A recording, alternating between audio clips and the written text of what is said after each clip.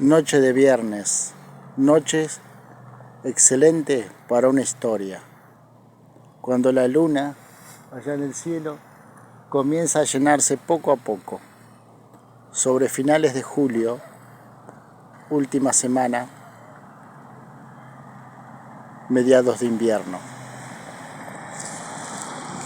Con ustedes, el camino de la Indiecita. Ese es el Vía Crucis, una obra en un espacio público como reflejo de la fe católica, al lado de un paseo en uno de los tantos espacios verdes de esta pequeña comunidad.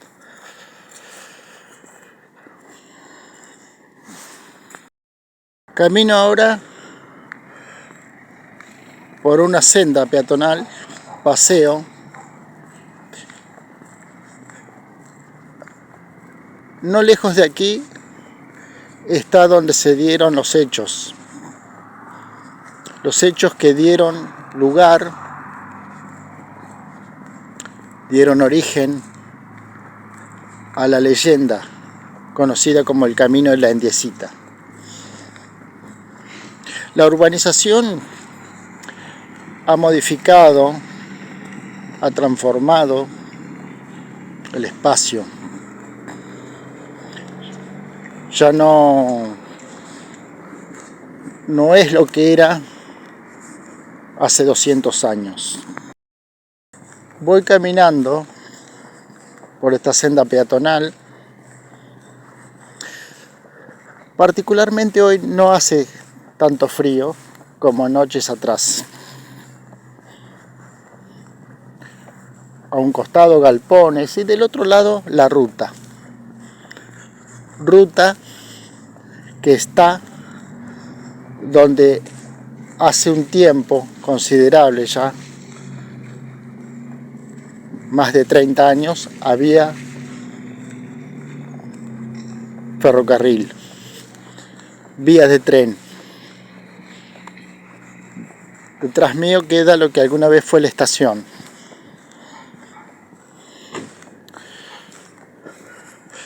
Aquí,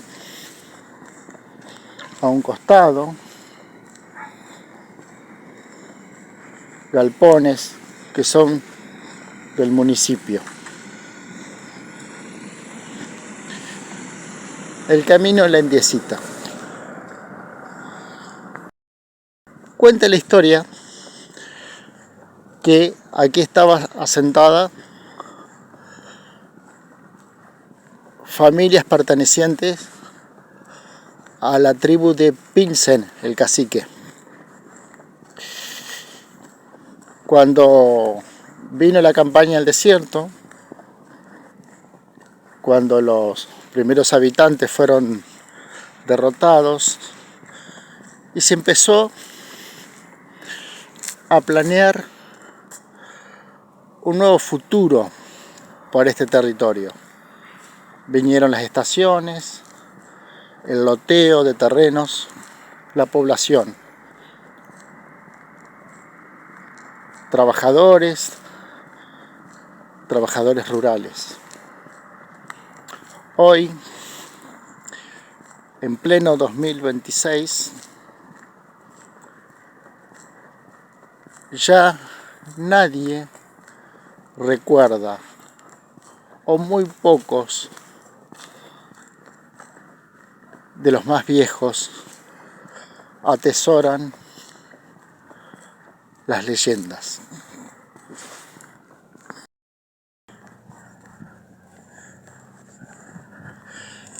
Ahí a unos metros se encuentra la ruta, tal como les decía.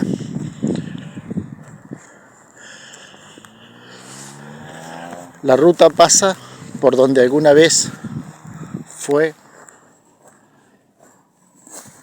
las vías del tren.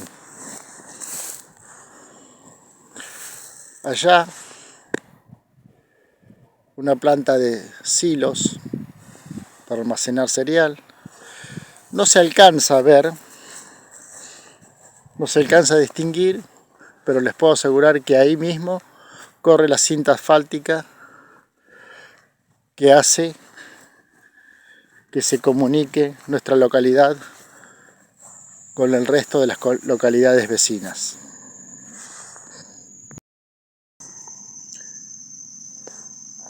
Cuando los pueblos aborígenes fueron expulsados de su territorio, algunas familias se quedaron, pero pagando el precio de tener que renunciar a su cultura. Ya no podían vivir como en alguna vez fue la toldería. Llamábamos toldería al caserío que levantaban los indios haciendo toldos con cueros y palos, acá en la Pampa bonaerense. Algunos lograban emplearse en algún campo, otros vivir de changas. Estamos hablando de hace 120, 140 años atrás, cuando las vías del tren se extendieron. Un nuevo peligro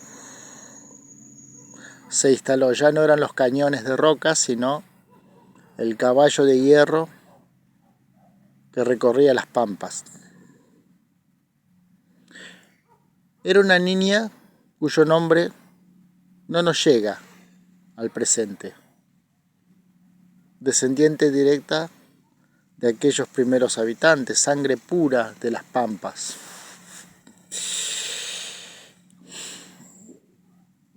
Su familia tenía un ranchito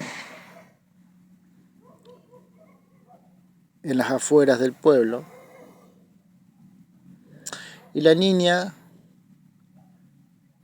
desoyendo las advertencias, los consejos de los mayores, le gustaba acercarse lo más que podía a las vías y ver pasar el tren.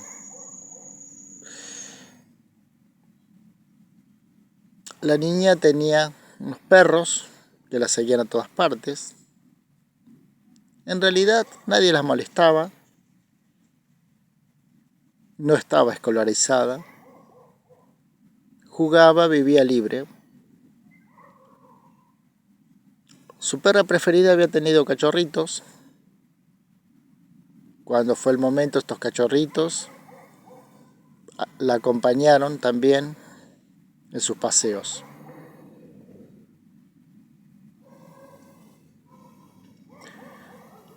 Una tarde de invierno, cuando ya estaba cayendo el sol, uno de los cachorritos se perdió cerca de las vías. No había linternas, no había alumbrado público. La niña, con un farol y acompañada de sus perros, salió a buscar el cachorrito. La madre, fiel compañera, la perrita, lloraba desesperada. Algo estaba por suceder. Creo que ya se lo imagina. El cachorrito manchado era el que se había perdido.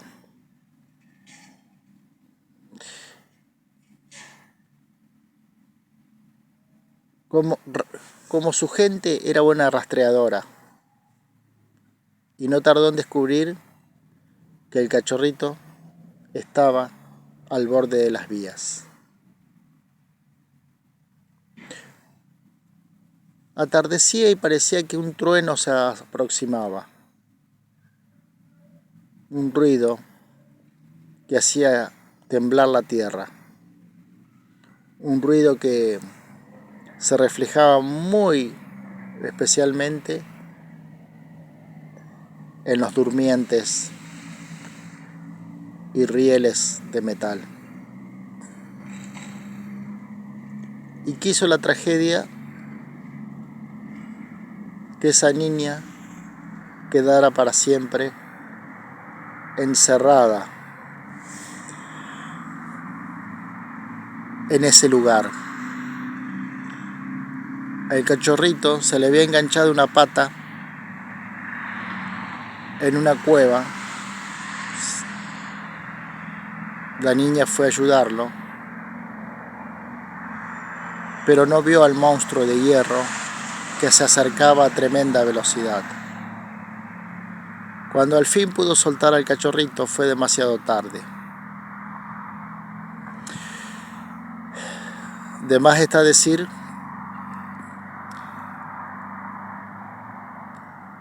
que nada quedó de ella.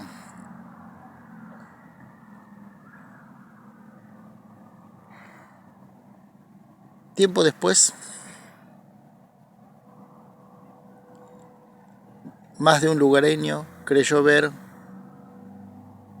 unos perros que aullaban cerca de las vías y como una pequeña figura que caminaba por el medio. Estas historias fueron pasando de uno a otro.